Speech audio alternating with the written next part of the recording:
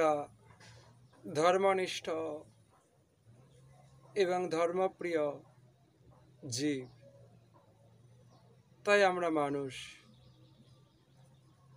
আমাদের মধ্যে মনুষ্যত্ববোধ অর্থাৎ ভালো মন্দের বোধ, পাপ পুণ্যের বোধ, জন্ম মৃত্যুর চেতনা, স্বর্গ নরকের চেতনা, এই সমস্ত আছে বলেই আমরা অন্য সকল জীব অপেক্ষা শ্রেষ্ঠ। আমরা দেবী শক্তির আরাধনায় নিজেদেরকে উৎসর্গ করব।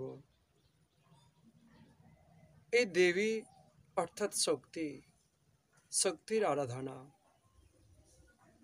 যিনি শক্তিকে ধারণ করে আছেন তিনি হচ্ছেন শক্তিমান, তিনি ভগবান শ্রীকৃষ্ণচন্দ্র। তারই শক্তি দেবী দুর্গা। প্রতিটা জীবের মধ্যেই তার শক্তি বিরাজমান, প্রতিটা জীবের মধ্যেই সেই শুভ শক্তি রয়েছে, যার দ্বারা জীবের এই দেহ ক্রিয়াশীল হয়। কারণ শক্তিমান ছাড়া কখনোই এই সংসার চলতে পারে না। তাহলে চিন্তা করুন, আমরা বাইরে দেবী শক্তির আরাধনায় নিজেদেরকে উৎসর্গ করব, কিন্তু আমাদের অন্তর্জগৎকে সেই সুন্দর করে তোলা বৃন্দুমাত্র চিন্তা করব না। এটা কিন্তু বাস্তবিক দেবীর আরাধনা নয়। আমাদের সনাতন সংস্কৃতি শেখায় প্রতিটা নারীর মধ্যে সেই শক্তি, সেই দেবী শক্তি রয়েছে। আমরা নারীকে তাই মা রূপে দেখি, দেবী রূপে পূজা করি। নারী একটি সুন্দর সন্তানের জন্ম দিতে পারে, একটি সুন্দর আদর্শ সন্তান নারীর দ্বারাই তৈরি করা সম্ভব।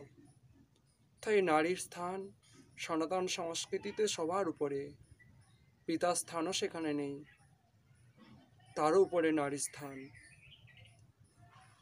তাই নারীর মধ্যে সেই যদি শুভ চেতনা, শুভ বোধের বিকাশ হয়, তখনই সমাজের অশুভ শক্তি বিনষ্ট হয়। যেটা অসুর মর্দিনী অর্থাৎ দেবী দুর্গা, আমরা যে শক্তিকে উপাসনা করি, আমাদের মধ্যে সেই শুভ শক্তি বিকাশ ঘটে হবে। কিন্তু আমরা সেই নারীর মধ্যে সেই শুভ শক্তির বিকাশ আজ দেখতে পাই না।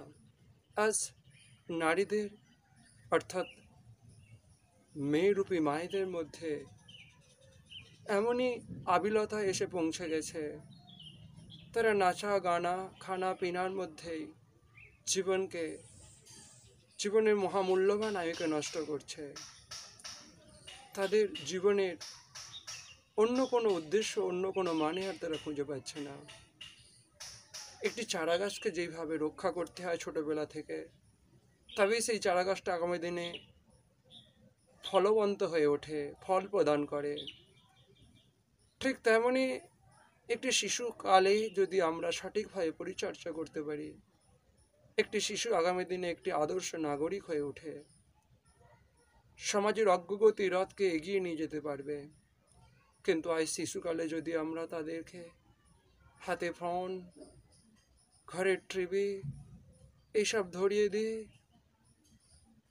তাদের হাতে যদি গীতা ভাগবত তুলে না দিই, তাদের মধ্যে যদি ধর্মীয় চেতনা না দিই, তাদের মধ্যে যদি হরিগুরু বৈষ্ণবের শ্রদ্ধা প্রদান না করি, তাহলে আগামী দিনে এরা কী করে একটা সুন্দর সংসার করবে? কী করে আগামী দিনে এরা একটি সুন্দর সন্তানের জন্ম দেবে? তাই নারী হতে মূল্যবান সম্পদ আমাদের কাছে।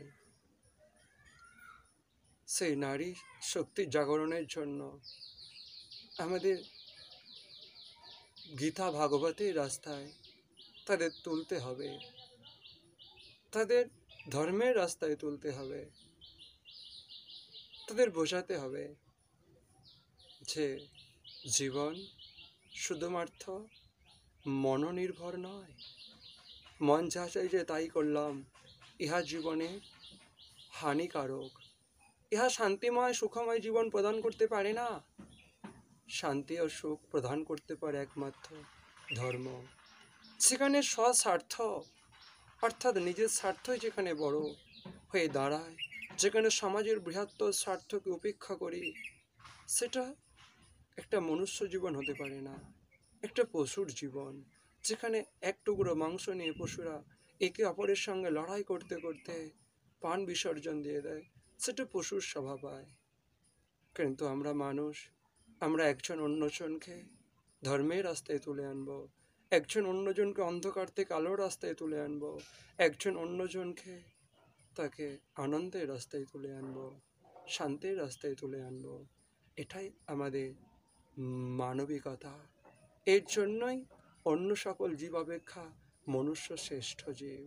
তাই বুঝতে হবে আমাদের, জানতে হবে আমাদের, যার সংসারে আছে সেই শক্তিমান আমাদের মধ্যে যে দেবী শক্তি রূপে অবস্থান করছে, সেই দেবী শক্তি সবসময় অন্যায় অবিচার রূপ এই অসুরকে বিনাশ করছে।